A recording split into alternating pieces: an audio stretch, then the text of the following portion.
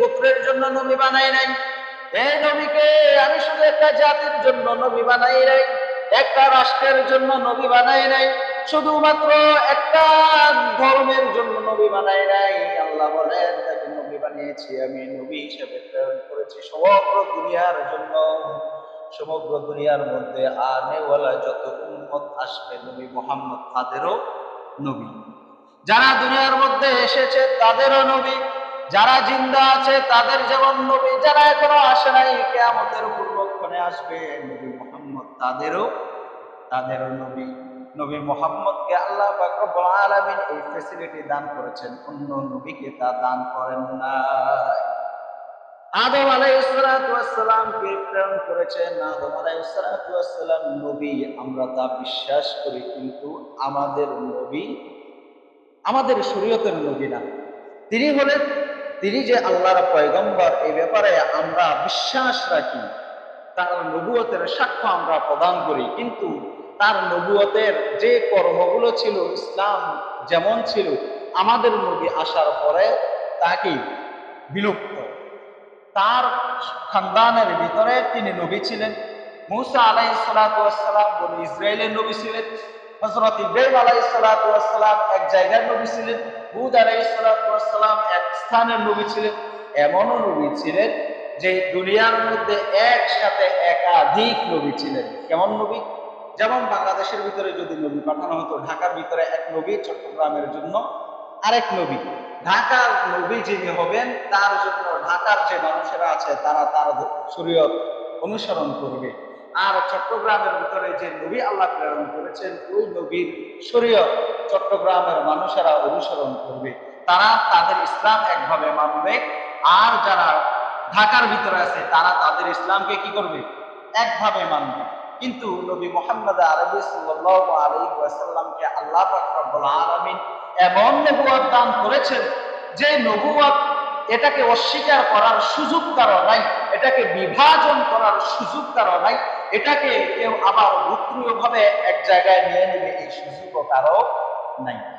এই নবীকে আল্লাহ পাক রব্বুল আলামিন যে শরীয়ত দান করেছেন ওই শরীয়তটাকে ভাগ করার কোনো সুযোগ তাহলে আছে? এই নবীকে যে শরীয়ত, যে ইসলাম আল্লাহ পাক রব্বুল আলামিন দান করেছেন, এটাকে ভাগ করার কোনো সুযোগ নেই। কারণ আল্লাহ পাক রব্বুল আলামিন বলেন এই নবীর আসার পরে সমস্ত নবুয়তের দরজা বন্ধ হয়ে গেছে। সমস্ত নবুয়তের দরজা কি হয়ে গেছে?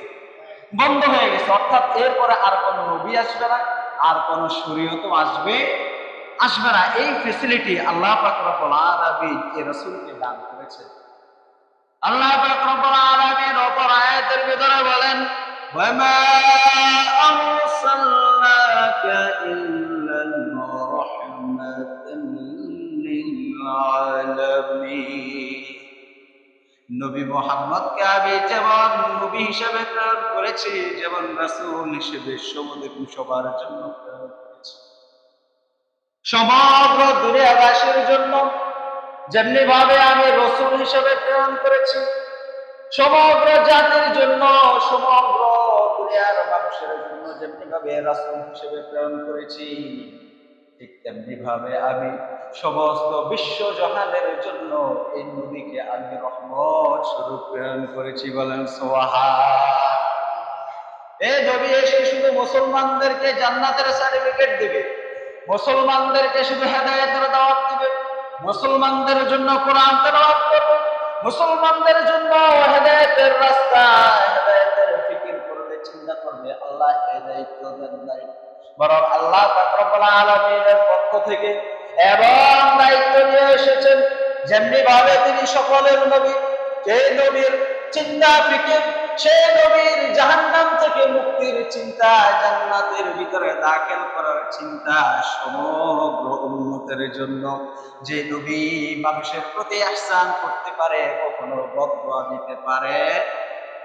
নবীকে কষ্ট দেয় কাফেররা, নবী বদদুয়া দেয় না।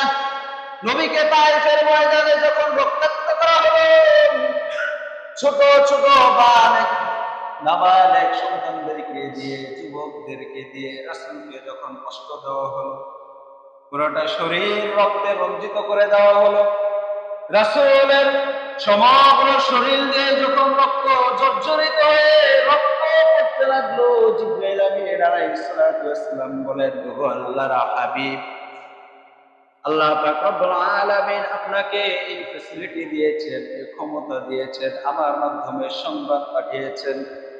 আপনি যদি আজকে দোয়া করেন, আপনাকে অধিকার দেওয়া হলো উহুদ পাহাড়কে, তায়েফের মধ্যে যে পাহাড়গুলো রয়েছে ওই পাহাড়ের যারা রক্ষণাবেক্ষণ করেন ওই ফেরেশতাদেরকে আপনি আজকে যে হুকুম করবেন তারা ওই হুকুম মানবে। ওগো আল্লাহর নবী, আপনাকে যারা কষ্ট দিয়েছে এই মানুষগুলোর জন্য আপনি ধ্বংসের বদদোয়া করেন। আপনি যদি আজকে পাহাড়দেরকে বলেন যে তোমরা পাহাড় মেরে তায়েফবাসীকে উল্টে দাও, তায়েফবাসীকে চাপ দিয়ে ধ্বংস করে দাও, তাহলে ওই পাহাড়গুলো আজকে আপনার কথা শুনবে।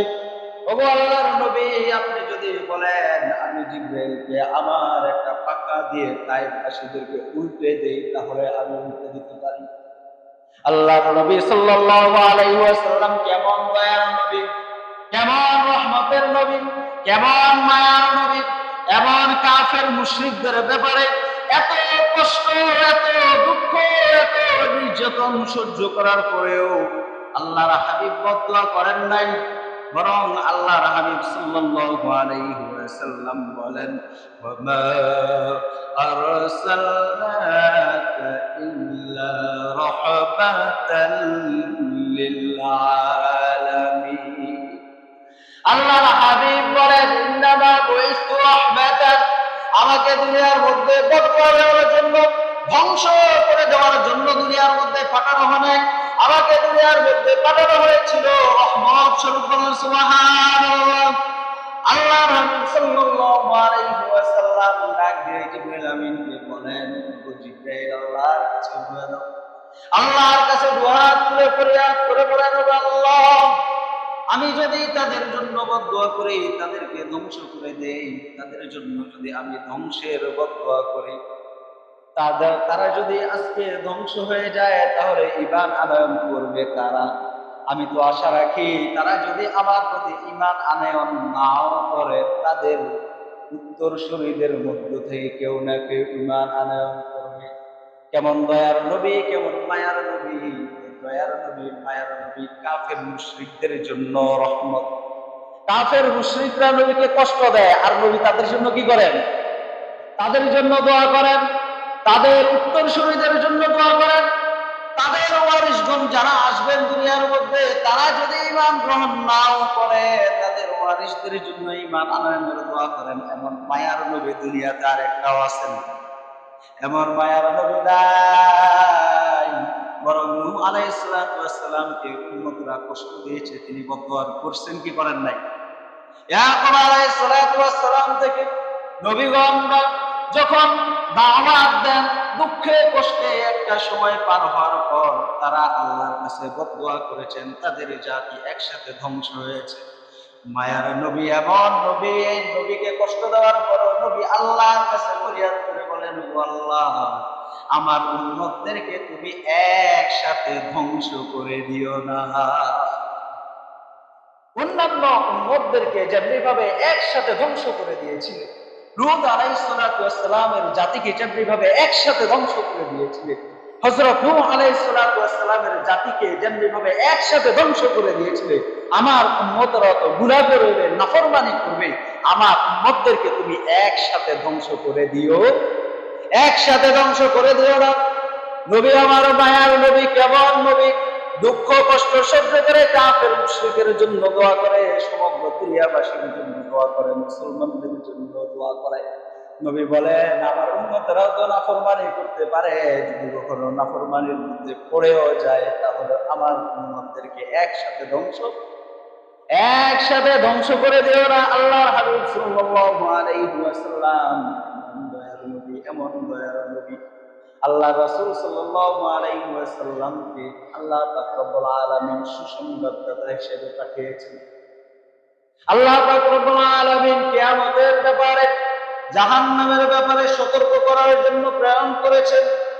এমন ভাবে প্রেরণ করেছেন আল্লাহ রাসূলের পরে কিয়ামত পর্যন্ত আর কোন নবী আসবে না, কিন্তু ইসলামকে পরিপূর্ণতায় এই নবীর মাধ্যমেই পৌঁছে দিয়েছেন।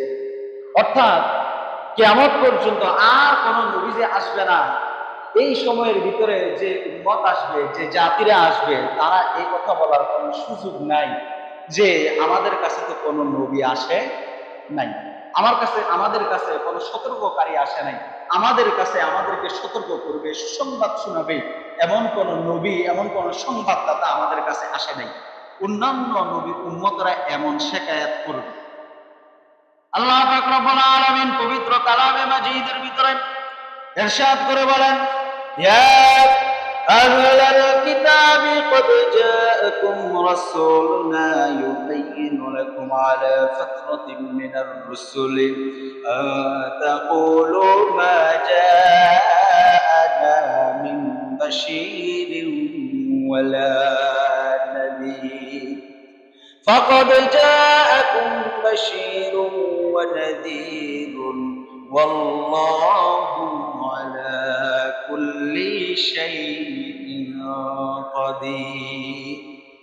কিয়ামতের ময়দানে যখন অন্যান্য উম্মতদেরকে, বনি ইসরায়েলদেরকে, খ্রিস্টানদেরকে যখন জিজ্ঞাসা করা হবে, তাদেরকে যখন গ্রেফতার করা হবে, তারা আল্লাহর উপরে শিকায়াত করে বলবেন, আমাদের কাছে কোনো নবী আসে নাই।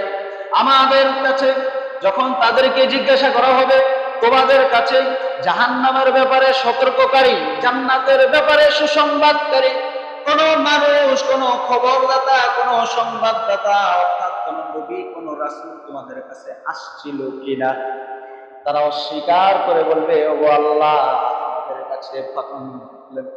আমাদের কাছে কোন নবীও আসে নাই, কোন রাসূলও আসে নাই। তারা যখন এমন অস্বীকার করে বসবে, আল্লাহ পাক রব্বুল আলামিন বলেন, ফাকাদ জাআকুম বাশীরুন ওয়া নাযীরুন ওয়াল্লাহু আলা কুল্লি শাইইন কাদির। আল্লাহ পাক রব্বুল আলামিন বলেন, অবশ্যই ফাকাদ জাআকুম বাশীরুন ওয়া নাযীর, তোমাদের কাছে নবীও এসেছিল, রাসূলও এসেছিল। উম্মতে মুহাম্মাদের ভিতরে রাসূল করিম সাল্লাল্লাহু আলাইহি ওয়াসাল্লামের ইন্তেকালের পর যদি কোনো কেউ ভণ্ড নবীয়ত দাবি করে, আর ওই নবীর অনুসারীও কেউ হয়, সে যদি তারা তখন অস্বীকার করে বসবে, আবার কেউ ঈমান আনয়ন না করার কারণে, দুনিয়ার মধ্যে বিরুদ্ধাচরণ করার কারণে এমন ঘোষণা করবে, তারা বলবে, আমাদের কাছে কোনো নবীও আসে নাই, কোনো রাসূলও আসে নাই। আল্লাহ পাক রব্বুল আলামিন উম্মতে মুহাম্মাদীকে তখন সাক্ষী বানিয়ে তখন উঠিয়ে তাদের ব্যাপারে সাক্ষ্য দিবেন। রাসূল করিম সাল্লাল্লাহু আলাইহি ওয়াসাল্লাম জানিয়ে দিবেন যে দুনিয়ার মধ্যে তাদের কাছেও অমুক নবী এসেছিল, অমুক গোত্রের কাছে অমুক নবী এসেছিল, এই জাতির কাছে এই নবী এসেছিল। তারা প্রত্যাখ্যান করবে, তারা বলবে যে উম্মতে মুহাম্মাদী এসেছিল পরে, তার উম্মতরাও এসেছিল পরে, আমরা তো আগের জাতি, আমরা আগে এসেছি, আগে আবার মৃত্যুবরণ করেছি, আমাদের ব্যাপারে তারা জানে কিভাবে? আল্লাহ পাক রব্বুল আলামিন বলবে, তাদের কাছে আমি কিতাব নাযিল করেছি। উম্মতে মুহাম্মাদী সাক্ষ্য দিয়ে বলবে, আমাদের কাছে আমাদের রাসূল এসেছিল, আমরা রাসূলকে বিশ্বাস করেছি। আমাদের কাছে আমাদের নবী এসেছিল, আমাদের নবীর প্রতি আমরা ঈমান এনেছি। আমাদের কাছে আমাদের নবী কোরআন নিয়ে এসেছিল, কিতাব নিয়ে এসেছিল, এই কিতাবকে আমরা বিশ্বাস করেছি। কিতাবের মধ্যে বলা হয়েছিল, তোমরা অমুক নবীর উম্মত, তোমরা অমুক নবীর উম্মত, আমরা নবী মুহাম্মদের উম্মত, আমরা এটাকে বিশ্বাস করেছি। অর্থাৎ আজকে অস্বীকার করার কোনো সুযোগ নাই। কিয়ামতের ময়দানে উম্মতে মুহাম্মাদীকে আল্লাহ পাক রব্বুল আলামিন সাক্ষী হিসেবে বানিয়ে দিবেন। আল্লাহ পাক রব্বুল আলামিন বলেন, কুল বিফাদলিল্লাহি ওয়া বিরহমাতিহি ফাবিযালিকা ফালইফরাহু ওয়া খায়রুম মিম্মা ইয়াজমাউন। আল্লাহ পাক রব্বুল আলামিন বলেন, কুল বিফাদলিল্লাহি ওয়া বিরহমাতিহি ফাবিযালিকা ফালইফরাহু হুয়া খায়রুম মিম্মা ইয়াজমাউন। নবী হে, আপনি বলে দেন, বিফাদলিল্লাহি ওয়া বিরহমাতিহি, রাহমাতিহি। আল্লাহ পাক রব্বুল আলামিনের ফজল করম এবং রহমত। ফাবিযালিকা ফালইফরাহু, যারা এই দুইটার অধিকারী হয়েছে, ফাবিযালিকা ফালইফরাহু, তারা অবশ্যই অবশ্যই খুশি হবে। ফাবিযালিকা ফালইফরাহু হুয়া খায়রুম মিম্মা ইয়াজমাউন। রহমত এবং ফজল ও করম যাদের প্রতি আসবে তারা যেন খুশি হয়। মুহাদ্দিসিন ইকরাম বলেন, কুল বিফাদলিল্লাহি ওয়া বিরহমাতিহি। ফজলুন শব্দের অর্থ ব্যাখ্যা করেন একটা, রহমত শব্দের অর্থ ব্যাখ্যা করেন একটা, ফজল, করম, রহমত সবগুলোর অর্থ এক। সবগুলোর অর্থ কি? এক। যখন একটা শব্দের অনেকগুলো অর্থ থাকে, আবার অনেকগুলো অর্থের একটা শব্দই থাকে, এই শব্দের মাধ্যমে হাসি, খুশি সবগুলোর অর্থ কি? খুশি হওয়া। এগুলোর বিভিন্ন শব্দে যখন প্রয়োগ করা হয়, আবার যখন একই শব্দ একই অর্থ বহন করে এমন একটা বাক্যের ভিতরে এমন একাধিক শব্দ আসে, তার মানে হলো ওই শব্দের মধ্যে এই শব্দের যে অর্থ, এই অর্থটার প্রতি তাগিদ বোঝানো হয়। কি বোঝানো হয়? তাগিদ বোঝানো হয়। এটা হলো আরবি ব্যাকরণের একটা নিয়ম। আবার অনেক ক্ষেত্রে এটার যদি ভিন্ন অর্থ করার সুযোগ থাকে, বিশ্লেষণ করার সুযোগ থাকে, সেখানে বিশ্লেষণ করা হয়। মুহাদ্দিসিনে কেরাম বলেন, কুল বিফাদলিল্লাহি বলে যে ফজলুন শব্দ ব্যবহার করা হয়েছে, আল্লাহ পাক রব্বুল আলামিন বলেন যে দুইটি নিয়ামত উম্মতে মুহাম্মাদীকে দেওয়া হয়েছিল, ওই দুইটি নিয়ামত পেয়ে উম্মতে মুহাম্মাদী যেন খুশি হয়। উম্মতে মুহাম্মাদী যেন কি হয়? খুশি হয়। আমরা উম্মতে মুহাম্মাদিরা খুশি। ফজলুন শব্দের অর্থ বলে মুহাদ্দিসিনে কেরাম বলেন যে এটা হলো কোরআন। এটা কি বলেন? কোরআন। আর রহমত হলো ইসলাম। রহমত হলো কি? ইসলাম। অর্থাৎ যে ব্যক্তি ইসলাম গ্রহণ করতে পেরেছে আর কোরআনকে আঁকড়ে ধরেছে, সে যেন তার জীবন নিয়ে খুশি থাকে, সে যেন তার জীবন নিয়ে খুশি কি থাকে? খুশি থাকে। আব্দুল্লাহ ইবনে আব্বাস রাদিয়াল্লাহু তাআলা আনহুমা বলেন যে ফজলুন শব্দের অর্থ হলো যে এটা হলো কোরআন নাজিল, অর্থাৎ যাদের উপরে কোরআন নাজিল হয়েছিল আল্লাহ রাসূলের উপরে, আর এটার ওয়ারিস হলো উম্মতে মুহাম্মাদী ওয়াল সাহাবা। আর রহমত শব্দের অর্থ হলো যারা ইসলামকে গ্রহণ করতে পেরেছে। ইসলামকে কি করতে পেরেছে? গ্রহণ করতে পেরেছে। ইসলামকে গ্রহণ করতে পারা এটা সৌভাগ্যের বিষয়। এই সৌভাগ্য যারা অর্জন করতে পেরেছে তারাও যাতে কি হয়? খুশি হয়। তারাও যাতে কি হয়? তারাও যাতে খুশি হয়। আল্লাহ পাক রব্বুল আলামিন এই শব্দের ব্যাখ্যাগুলো ব্যাপক রেখেছেন। মুহাদ্দিসিনে কেরাম রাদিয়াল্লাহু তাআলা আনহুম তারা বিভিন্ন ভাবে এর ব্যাখ্যা করেছেন। সাহাবায়ে কেরাম রাদিয়াল্লাহু তাআলা আনহুম এর ব্যাখ্যা করেছেন। আব্দুল্লাহ ইবনে আব্বাস রাদিয়াল্লাহু তাআলা আনহুমা জলিলুল কদর সাহাবী এবং ফকিহ এবং মুফাসসিরিনে কেরামের মধ্য থেকে একজন, তিনি বলেন যে আল্লাহ পাক রব্বুল আলামিন ফজলুন শব্দের অর্থ দ্বারা এখানে বুঝিয়েছে যে এটা হলো কোরআন, যাদের উপর কোরআনকে নাযিল করা হয়েছে এবং কোরআনকে যারা আঁকড়ে ধরেছে তারা কিয়ামতের ময়দানে সাক্ষ্য গ্রহণ করতে পারবে। এই যে কোরআন এত ফ্যাসিলিটি সম্পূর্ণ একটা কিতাব আল্লাহ পাক রব্বুল আলামিন নাযিল করেছেন, দান করেছেন এবং রহমত দ্বারা বিশ্লেষণ করেছেন যে ইসলাম যারা গ্রহণ করতে পেরেছেন, এই দুইটাই হলো খুশির সংবাদ। দুইটাই কি? খুশির সংবাদ। এই খুশির সংবাদটাকে গ্রহণ করে তারা যাতে করে খুশি হয় এবং তারা যাতে করে খুশিতে ঈমান গ্রহণ করে। কিন্তু বড় দুঃখ ও পরিতাপের বিষয় হলো এই দুইটি শব্দের ব্যাখ্যাকে বিকৃতি করে একটা জাতি এই আসন্ন রবিউল আউয়াল মাসের মধ্যে কিছু বিদআতি কর্মকাণ্ড, কিছু মন গড়া বানানো কর্মকাণ্ডকে তারা নিজের জন্য আমাল হিসেবে বানিয়ে নেয়। আর নিজের জন্য যে আমাল হিসেবে এই কর্মকাণ্ডগুলো বানিয়ে নেয়, ওই কর্মকাণ্ডগুলোকে তারা দ্বীন এবং শরীয়ত মনে করে। বলেন নাউজুবিল্লাহ। যারা এমন কর্ম করেন আল্লাহ পাক রব্বুল আলামিন তাদের ব্যাপারে পুরো সূক্ষ্ম আয়াত নাযিল করে দিয়ে বলেন, কুল হাল নুনাব্বিউকুম বিল আখসারিনা আ'মালান الذين ضل سعيهم في الحياة الدنيا وهم يحسبون أنهم يحسنون صنعا। আল্লাহ পাক রব্বুল আলামিন পবিত্র কোরআন মাজিদে বলেন, তুমি জানিয়ে দাও, ওয়াল্লাহি নুনাব্বিউকুম বিল আখসারিনা আমালা, এবং মানুষ দুনিয়ার মধ্যে রয়েছে এবং জাতি দুনিয়ার মধ্যে রয়েছে এবং কিছু সম্প্রদায় দুনিয়ার মধ্যে রয়েছে, তাদেরকে সংবাদ দিয়ে দেন কুল হাল নুনাব্বিউকুম বিল আকসারিনা আমালা الذين ضل سعيهم في الحياة الدنيا وهم يحسبون أنهم يحسنون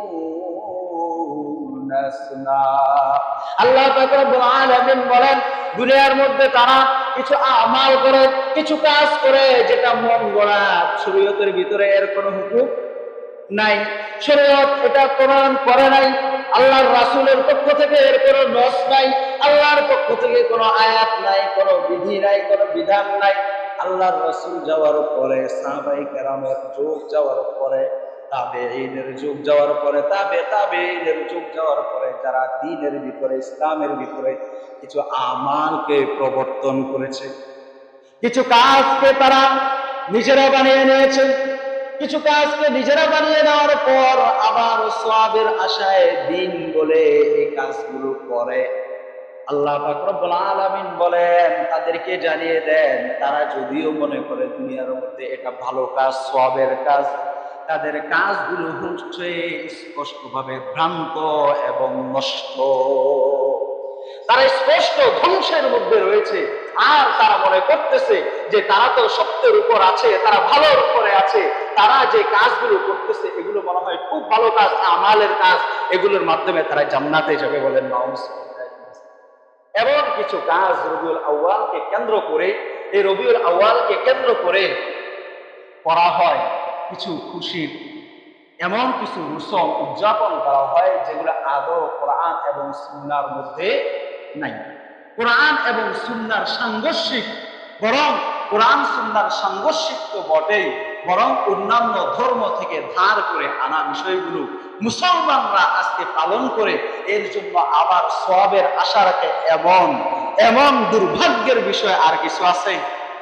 এমন দুর্ভাগ্যের বিষয় আর কিছু নেই। কারণ আল্লাহ পাক রব্বুল আলামিন আল্লাহর হাবিব সাল্লাল্লাহু আলাইহি ওয়াসাল্লামকে বিদায় হজের মাধ্যমে জানিয়ে দিয়েছেন এবং কোরআনের সর্বশেষ আয়াত নাযিল করার মাধ্যমে আল্লাহ পাক রব্বুল আলামিন জানিয়ে দিয়েছেন আল-ইয়াওমা আকমালতু লাকুম দীনাকুম ওয়া আতমামতু আলাইকুম নি'মাতি ওয়া রাদিতু লাকুমুল ইসলাম দীনা। আল-ইয়াওমা আকমালতু লাকুম দীনাকুম, আজকের দিনে আমি দ্বীনে ইসলামকে পরিপূর্ণতায় পৌঁছে দিলাম। বলেন সুবহানাল্লাহ।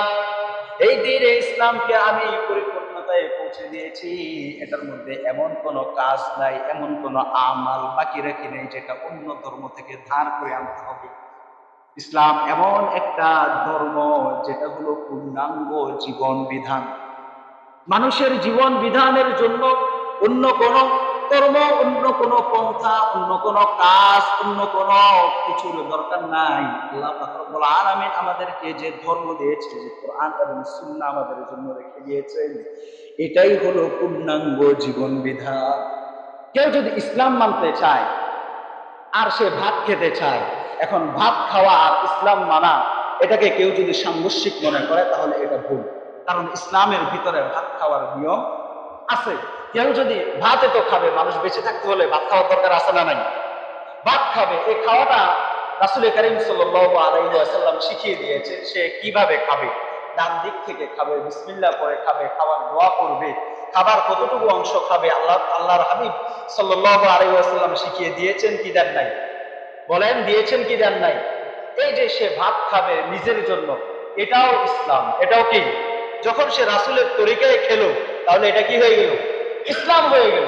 এটার জন্য আবার কোন কবিরাজি অথবা অন্য ধর্ম থেকে শিক্ষার দরকার আছে যে ভাত খাওয়াটা কিভাবে খেতে হবে? এটা তো খাবো, এটা আবার শরীয়ত থেকে কিভাবে, এটা বলার কোনো সুযোগ আছে? আমরা বাথরুমে যাব, পায়খানা করবো, পায়খানা করার নিয়ম আল্লাহ রাসূল শিখিয়ে দিচ্ছেন কি দেন নাই? বলেন দিচ্ছেন কি দেন নাই?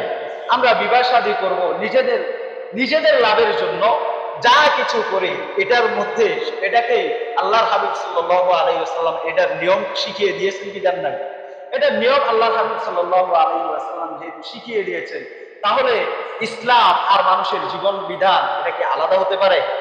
এটা আলাদা হতে পারে পারে না। এটা সম্পূর্ণ ইসলামের ভিতরে আল্লাহ পাক রব্বুল আলামিন মানব জাতির দুনিয়াতে আসার পর থেকে নিয়ে একদম কবর পর্যন্ত প্রত্যেকটা কাজ, প্রত্যেকটা আমাল যা বান্দা করবে, প্রত্যেকটা কাজকে আল্লাহ হাবিব সাল্লাল্লাহু আলাইহি ওয়াসাল্লামের মাধ্যমে শিখিয়ে দিয়েছেন। বলেন সুবহানাল্লাহ।